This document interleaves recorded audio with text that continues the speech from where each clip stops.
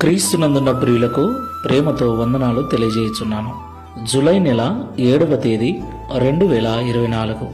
ఈరోజు దేవుడు మనకు చేస్తున్న వాగ్దానం ఏమిటనగా, కీర్తనల గ్రంథము 34వ కీర్తన 4వ చరణం. నేను యెహోవా యొద్ద విచారణ చేయగా ఆయన నాకు ఉత్తరమిచ్చెను. నాకు కలిగిన భయములన్నిటిలో నుండి ఆయన నన్ను తప్పించెను. దేవునికి మహిమ కలుగునుగాక. నా ప్రియమైన సహోదరి సహోదరులారా, ఈ లోకంలో జీవిస్తున్న మనమందరం కూడా ఆయా సమయములలో భయపడుతూ ఉంటాం.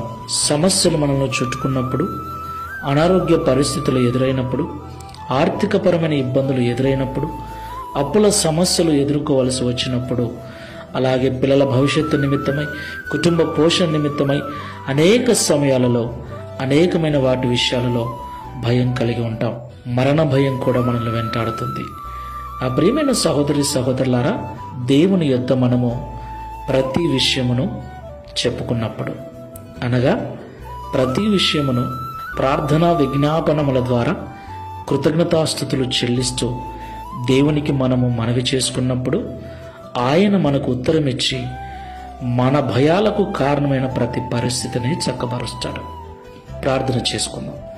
ప్రేమ స్వరూపుడా, పరిశుద్ధుడా, మీకు స్తోత్రాలు చెల్లిస్తున్నాం. ఈ ఉదయకాల సమయంలో దావీదు గారి ద్వారా మాతో మాట్లాడినందుకు స్తోత్రాలు.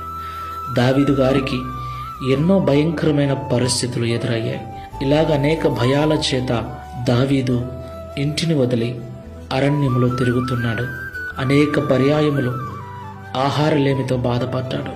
ఎన్నో రకాల భయాల చేత దావీదు ఉన్నప్పుడు, ప్రతి విషయాన్ని నీ సన్నిధిలో మొరపెట్టినప్పుడు, నీకు మనవి చేసినప్పుడు, దావీదు మనవి ఆలకించి దావీదుకు కలిగిన భయాలన్నిటి నుంచి విడిపించిన దేవుడవు, నెమ్మదినిచ్చిన దేవుడవు, నీకు స్తోత్రాలు. ఇదిగో ప్రభువా, ఈ ప్రార్థనలో ఏకీభిస్తున్న వారిలో ఎవరెవరైతే ఎలాంటి భయాల చేత భయపడుతూ బాధపడుతున్నారో వారిని జ్ఞాపకం చేసుకోండి.